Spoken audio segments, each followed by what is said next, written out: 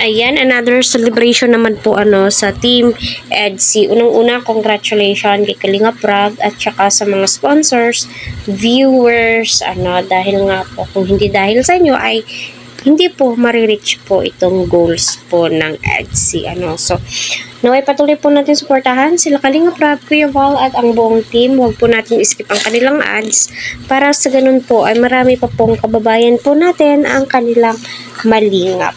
So, grabe po yung pagmamahal ng mga EDSI supporters ngayon kila Viancy, at lalong-lalo pa nung nabalitaan po nila na may mga tinutulungan po itong sa Viancy, ika nga po share your blessings para sa ganon ay dumami pa po ang tumulong sa inyo. At kita naman po natin na grabe yung sponsor kay Viancy, umaapaw po talaga yung biyaya para sa kanya.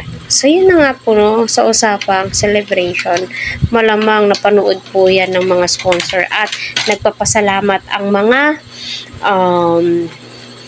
Team EDSI kasi another unlock 1M views naman po naway yung part 34 or something, anong part po niyan ay hahakot ng another millions para sa ganon ay masasabi po natin na million, totoo naman, millions naman po talaga ang views nila Viancy kung totalin po lahat, diba? So top 1 nga po itong si Edu diba? Kaya patuloy po natin silang suportahan.